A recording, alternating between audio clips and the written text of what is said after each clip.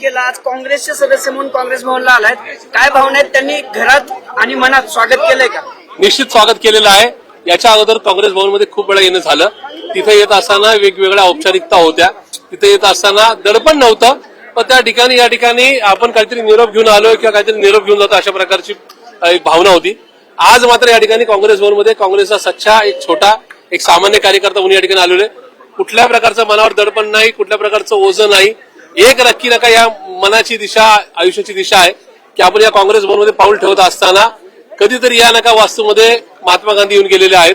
या ठिकाणी गांधी परिवारातला प्रत्येक सदस्य या वास्तूमध्ये येऊन गेलेला आहे. ज्यांनी या देशाच्या स्वातंत्र्याकरता आणि स्वातंत्र्य टिकून ठेवण्याकरता ज्यांनी गोळ्या झेलल्या, आपल्या आयुष्याचं बलिदान केलं, ते या वास्तूमध्ये येऊन गेले. त्याच्यामुळे इथे येत असताना या पक्षाबरोबर काल सहभागी झालोय.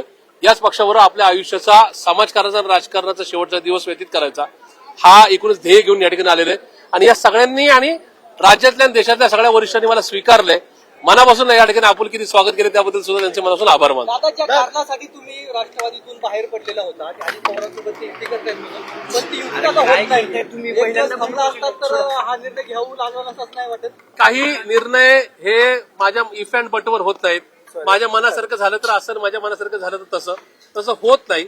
आपण जेव्हा शाहू फुले आंबेडकरांची विचारधारा, नेहरू गांधीजींच्या विचाराची विचारधारा जसं म्हणतो, त्यावेळेस मात्र या ठिकाणी जर तरला फार नका शक्यता न ठेवता या ठिकाणी निर्णय घ्यायचे असतात. त्याप्रमाणे मी निर्णय घेतला. संविधानावर प्रेम करणारे मी कार्यकर्ता आहे, कारण तो निर्णय घेत असताना काँग्रेसमध्येच जायचं हा निर्णय ठरलेला होता. त्या निर्णयाप्रमाणे आज इथं आल्यानंतर समोर काय झालंय याच्यावर फार काय त्या ठिकाणी चर्चा किंवा त्या ठिकाणी कुठल्या प्रकारचा नका पश्चाताप किंवा कुठल्या प्रकारचं दुःखाची भावना न बाळगता मी काँग्रेसमध्ये आलेलो आहे. समोरच्या पक्षांनी काय करावं हा त्यांचा विषय. काँग्रेस पक्षाच्या नेतृत्वाने उद्या आघाडीच्या संदर्भात तिकीट वाटपाच्यामध्ये जो काही निर्णय घेण्याचा नका ठरवला असेल त्याप्रमाणे त्याचं पालन करून मी निश्चित पुढे जाईल. वाटणी केली, नशिबी सासू झाली. बिलकुल नाही, सासू सासऱ्याचा विषयच नाही. या ठिकाणी हा विचारधारेचा एक अथांग सागर आहे. आणि मला असं वाटतं की 135 वर्षामध्ये ज्या काँग्रेसने खूप खास कळगे सहन केले, पण काँग्रेस कायम वादळ वाऱ्यात टिकून राहिली. त्या काँग्रेस बरोबर मी आलेलो आहे. त्याच्यामुळे सासू सासऱ्या हा विषय नाही. मी काँग्रेसच्या प्रत्येक निर्णयामध्ये सहभागी राहील किंवा त्या निर्णयाच्या बरोबर मी ठाम या ठिकाणी तो निर्णय स्वीकारेल. तुमच्या भागामध्ये राष्ट्रवादीच्या जागा आहेत, त्या काल राष्ट्रीय शरद पवार यांच्या पक्षाने मागितलेल्या त्या 2 जागा या आमच्याच आहेत. जिथं तुम्ही नगरसेवक होतात त्या जागा असं आहे. काँग्रेसला मिळणार आहेत का? ज्यावेळेस मी काँग्रेस पक्षाचा एक सामान्य कार्यकर्ता म्हणून इथं उभं राहिलेलो आहे, त्यावेळेस उद्या काँग्रेस पक्षाने मला जर सांगितलं की प्रशांत जगताप तुम्हाला महापालिकेची निवडणूक लढवायची की नाही या संदर्भामध्ये आमचं म्हणणं ऐकून घ्या, काँग्रेस पक्षाचं मी नक्की ऐकेल. मी काय काँग्रेस पक्ष मला कॉर्पोरेशनचं तिकीट देतोय किंवा इतर काहीतरी नका या ठिकाणी आमिष दाखवतोय म्हणून बिलकुल आलेलं नाही. काँग्रेस आमिष दाखवणारा पक्ष नाही आणि काँग्रेस कुणाचं राजकीय अस्तित्व संपवणाराही पक्ष नाही, असं माझं ठामपणे राष्ट्रवादीकडनं तुम्हाला कोणतीच पकडलं जातं असं वाटतं? बिलकुल नाही, बिलकुल नाही. असं आहे, एखाद्या कार्यकर्त्याच्या विचारधारेवर चालत असो त्यावेळेस त्याला कुठल्याच राजकीय पक्षात कोणतीत पकडत नाही. अशा कोणतीत पकडण्याचे किती प्रसंग जरी आले तरी छत्रपती शिवाजी महाराजांचे मावळे आम्ही आहोत.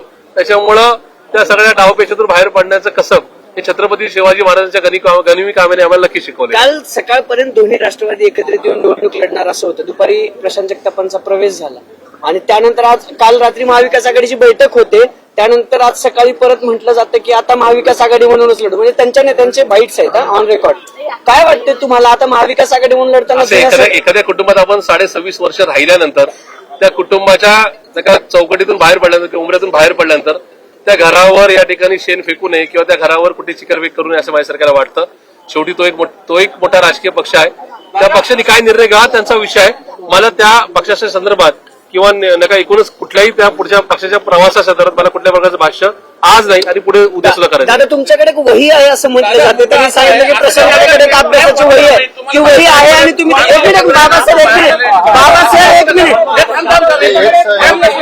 वही तुमच्याकडे कुठली वही आहे? हा ट्रॅप होता का? बिलकुल ट्रॅप नव्हता. ट्रॅप असल तो कुणासाठी तरी होता आणि असा ट्रॅप होऊ शकतो अशा प्रकारचं माझं भाष्य होतं.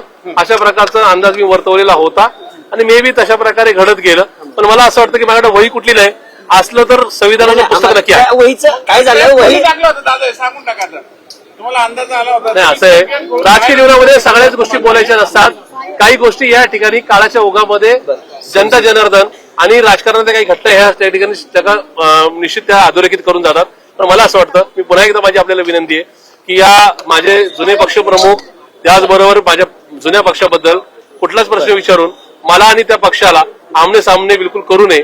कारण की त्या पक्षाच्या संदर्भात मध्ये ज्यांनी मला संधी दिली तो माझा पक्ष होता. त्याच्यामुळे आज इथं बाहेर पडत असताना उद्याचा माझा राजकीय प्रवास किंवा माझा सामाजिक प्रवास कसा असेल या अनुषंगाने उद्याचा विचार एक मिनिट राजा, उद्याचा विचारत असताना तुम्ही एक होमवर्क केलाय त्या एक मिनिट ताई क्लासमध्ये होमवर्क जो केला तो होमवर्क अख्खा त्या वहीत लिहून ठेवला आणि तुम्ही ती वही देत नाहीयेत असं त्यांचं म्हणणं आहे. काय लिहिलं त्याच्यातून वही का देत नाहीयेत? असं मी पहिल्यांदाच ऐकतोय. असल्या प्रकारची कुठली वही नसते. मी पुन्हा एकदा सांगतो, प्रत्येक पक्षाच्या राजकीय कार्यकर्त्यांनी आणि सामाजिक कार्यकर्त्यांनी काही नका सिद्धांत घेऊन बाहेर नका राजकीय जीवनामध्ये वावरलं पाहिजे. आणि त्या सिद्धांताचं पुस्तक माझ्याकडं संविधान म्हणून आहे आणि ते संविधान मला पुढे आयडियोलॉजी घेऊन आले का काय डिमांड घेऊन आले दादा? मुलाखतींना देखील ते उपस्थित होते. बघा, मी काँग्रेस पक्षाने मोठ्या मनाने असेल मुक्त यांनी प्रशांतजी जगताप यांचं स्वागत केलेलं आहे आणि प्रदेशाध्यक्ष आणि सर्वांच्या उपस्थितीमध्ये काल त्यांचं स्वागत झालंय. पुणे शहर जिल्हा काँग्रेस कमिटी सुद्धा त्यांचं स्वागत करेल. या काँग्रेस वास्तूच्या आम्ही आतच असताना आम्ही काही गोष्टी महती सुद्धा सांगितल्यात आणि मला वाटतं त्यांनी खूप मोठेपणा दाखवलेला. या पक्षातनं अनेक जण आपण पक्षांतर करताना पाहिलं. पक्षातनं निघत असताना पक्षावर आणि कुणावर ना कुणाला तरी टीका करणे किंवा कुणाला तरी कारणीभूत ठरणे करून आपण बाहेर पडतो. त्यांनी असं कुठलीही गोष्ट केली. लोकशाही मराठी ऐका, पहा, जागरूक रहा.